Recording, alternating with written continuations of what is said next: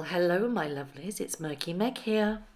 It's Thursday, the 10th of April, and today I'm going to be talking about what's happened to Prince Harry in court over the last couple of days. Now, on the first day, which was on Tuesday, Prince Harry claimed that he and Meghan Markle stepped back from the royal family as they were not protected by the institution. Harry claimed that he has been singled out after his security protection was stripped after what happened with Mexit. Now, his lawyer claimed in court that Harry has been singled out for different, unjustified and inferior treatment. She said that on the 8th of January 2020, the Duke and his wife felt forced to step back from the role of full-time official working members of the royal family as they considered they were not being protected by the institution, but they wished to continue their duties in support of the late Queen as privately funded members of the royal family. This was the element of they wanted the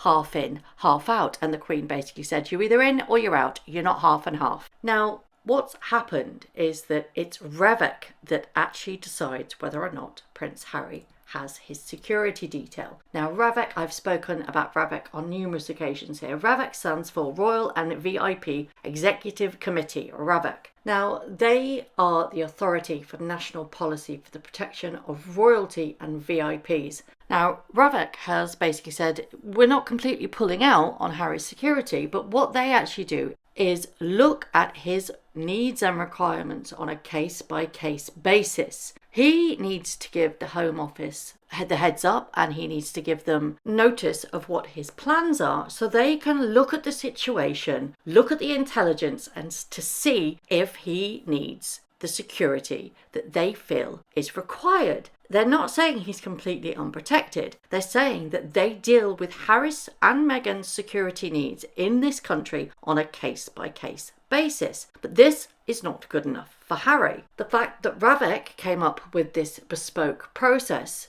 does not apply to anyone else. This is what Harry's lawyer is arguing. Harry says that bespoke doesn't mean better. His lawyer argued that the appellant case is not that he should automatically be entitled to the same protection as he was previously given when he was a working member of the royal family. The appellant case is that he should be considered under the terms of reference and subject to the same process as any other individual being considered for protective security by Ravek, unless there is a cogent reason to the contrary. There are several elements that were raised in court that Harry has argued that has put him in danger. One being that Al-Qaeda calling for Harry to be murdered, and that was due to the fact that he himself did his kill count in his biography Spare. That's nobody's fault but Harry's. Harry put a target on his back by writing that in his book. They also raised the incident in May 2023 when that near catastrophic car chase took place, allegedly, in New York City, and no evidence to the contrary has ever come about that this actually happened. The fact that they are using this in court I find quite laughable because, like I said, there is no evidence, yet they are using it in a British court to try and get his security. The reason why Harry is doing this is because he has offered to pay for his security, but as I have said many times on this channel, the Met Police are not for hire.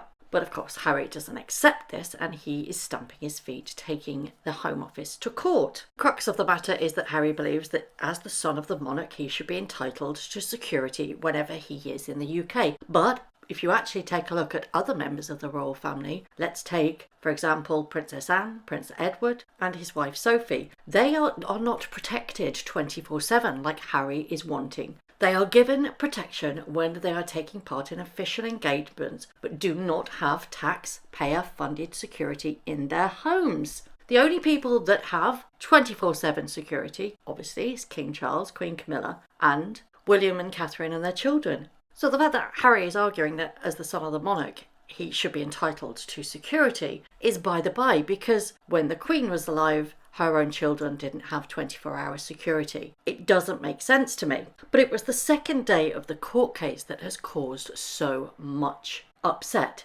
And there are two major reasons why. Because firstly, his lawyer has claimed that the removal of his security has left the royal's life at stake. In her closing arguments, his lawyer said one must not forget the human dimensions in this case. There is a person sitting behind me whose safety, whose security, whose life is at stake. There is a person sitting behind me who is being told he's getting a special bespoke process when he knows and has experienced a process that is manifestly inferior in every aspect. His presence here and throughout this appeal is the potent illustration, were one needed, of how much this appeal means to him and his family. But that's not what has got everybody's knickers in a twist.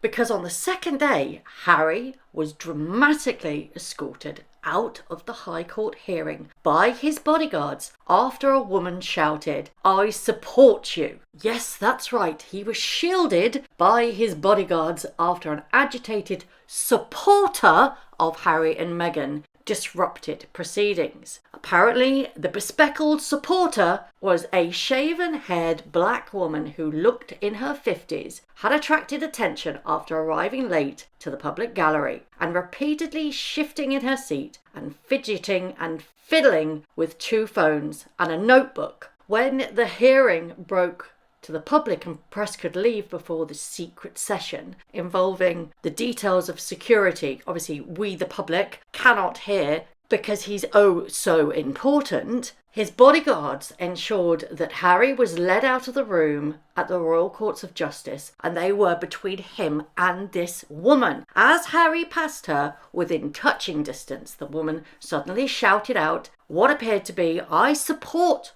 you, Prince Harry." And as Harry was bundled out of the courtroom, she turned to the press gallery and said, "If you're members of the press, you are the reason he's not in England." Now, remember, she was a supporter of Prince Harry. She said, "I love you, Prince Harry." She then ridiculed the press and basically said, "You're the reason why he's not in this country." Take that in for a moment. Harry was ushered out of the court because of one of his supporters. And here's where it gets interesting. The internet is undefeated and her picture has been found. Now, this is allegedly the picture in court of the woman that didn't heckle Harry, she supported Harry, yet his burly bodyguards shooed him out because, he's just so important. She was supporting him, yet they felt that she was a threat. I call BS. I say that this was a complete setup and it backfired massively. Now look at this woman,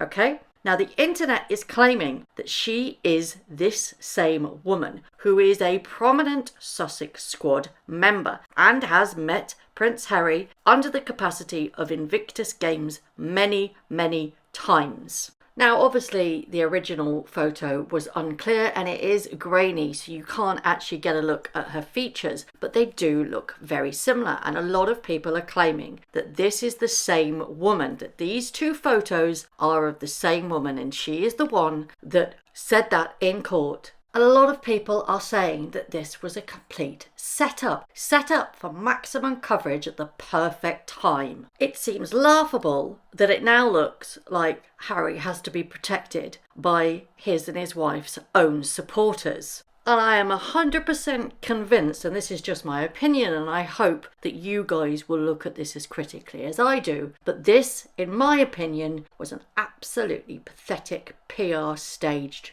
attempt to make Harry look like he is completely under threat, when in fact I believe that that person was actually a part of the Sussex Squad themselves. They've done him no favours with regards to this, and if it was an inside job, if it was arranged by him or his team or her team, Meghan Markle's team, I think it's pathetic. Do you know what this reminds me of? It reminds me of that particular time when Marlene Headley, or Fulani Ngozi, I think that she was called, where she targeted the Queen, and it absolutely went viral throughout the world because she accused the Queen of being racist. I believe she was from a charity called Sister Space. I believe I did a video on it, and I've popped a link up in the right hand corner if you want to go and revisit that. But it seems that these 2 instances were staged PR. Now, I'm not saying that these two, that this person and this person are the same person. They do look similar, but the image from court is far too grainy. What I am saying is that Harry and Meghan have form when it comes to putting plants in place to double down on the things that they are saying. We've also had instances of them amplifying a certain situation to make it look like they're far more in danger than they already are. Just look at their Netflix series when they're trying to drive away from this so-called pap on a scooter, and it's all, oh my god, they're following us, oh my god, they're following us. Well, it was just one person on a scooter, and and the catastrophic or near catastrophic car chase is a prime example of that. It did not happen, in my personal opinion, and I'm not the only one that believes that. A lot of people questioned their stories, and that seems to be a major pattern when it comes to Harry and Meghan. They inflate the truth to make it suit their narrative. Do these two women look similar? Yes, they do. Could they very well be the same person? Yes, they could. But without a more clearer image, I can't 100% say with a hand on my heart and on my chest and say that that's what I believe. However, we know from previous examples that Harry and Meghan lie to make the truth fit their narrative. Could this have been a PR stunt? Absolutely. Have they done this sort of thing before? Absolutely. Would Harry and or Meghan say things in court to try and sway the court by telling little fibs? Have they lied in court? Yes, they have. Meghan Markle is a prime example. She was called Little Miss Forgetful when she herself in court against the Daily Mail said, no, I had nothing to do with Omid Scooby's Finding Freedom book. Turns out that was a big fat lie. And Meghan Markle had to actually apologise to the court. And that's when this absolutely glorious, undefeated headline, and I still say this is my favourite headline of all time, on the Sun newspaper, Little Miss Forgetful. Could this very well be something that was staged by Harry and or Meghan's team to try and really solidify the fact that Harry is in danger? Yeah, more than likely, that's a possibility. That is my personal opinion, that this was a staged